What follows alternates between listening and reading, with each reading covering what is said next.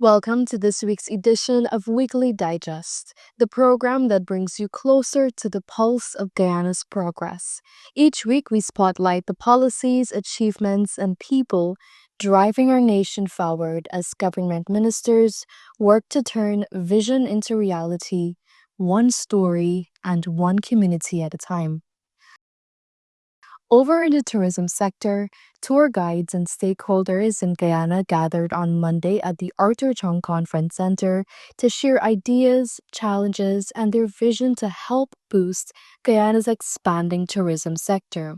The gathering was facilitated by the Minister of Tourism, Industry and Commerce, Suzanne Rodriguez.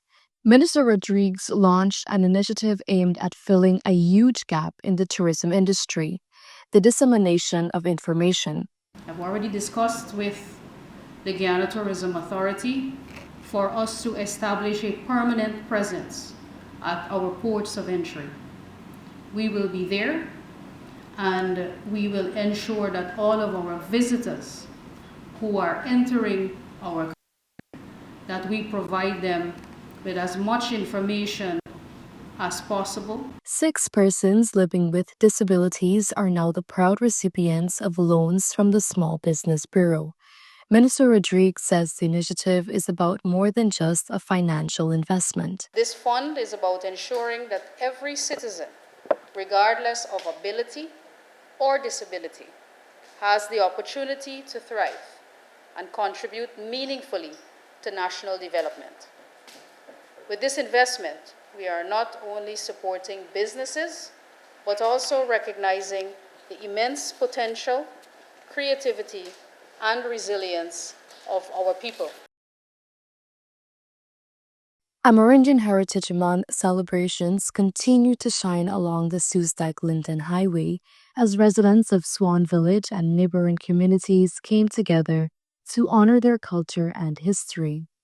Minister within the Office of the Prime Minister, Kwame McCoy, reminded the hundreds of residents who participated in the celebration that September was first designated Amerindian Heritage Month by the late President Dr. Chetty Jagan, an initiative that ended an era of marginalization of Amerindians.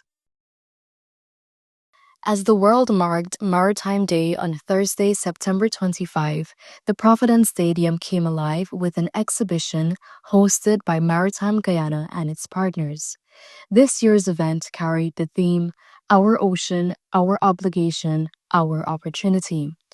Addressing the gathering, Minister of Public Utilities and Aviation, Deodat Indar, underscored the vital role of maritime support in Guyana's oil and gas sector, stressing that the industry's success depends on strong infrastructure and reliable services. The maritime sector in Guyana is not just thriving, it is evolving into the most strategic enabler of national growth, as I just outlined.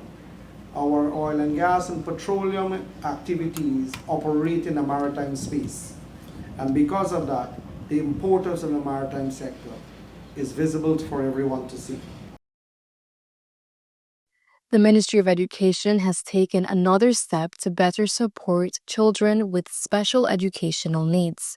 Parents of students in Region 5 have begun receiving learning kits designed to help their children at home.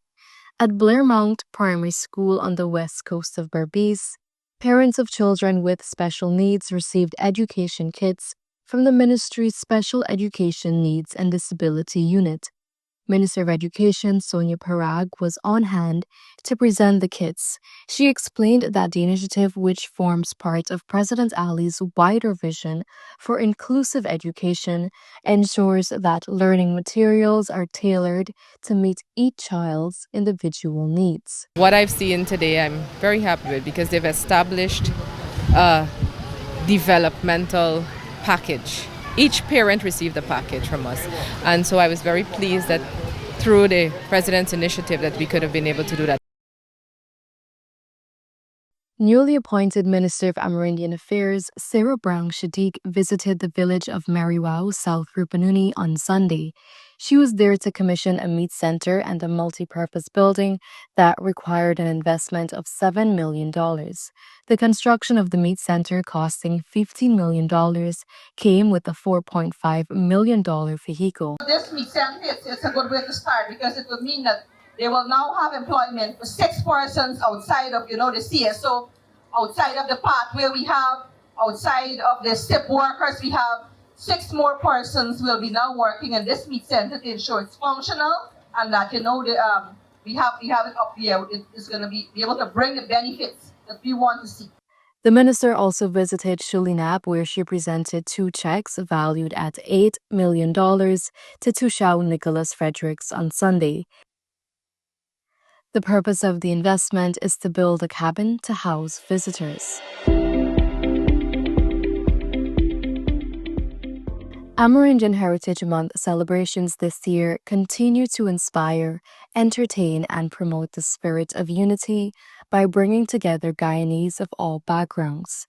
On Friday, Minister of Amerindian Affairs, Sarah Brown Shadiq, joined students and teachers at St. Gabriel's Primary School for a special Heritage Month celebration.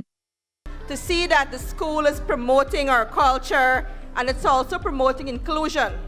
The highly anticipated Heritage Games 2025 kicked off in style on Wednesday evening at the Everest Cricket Ground.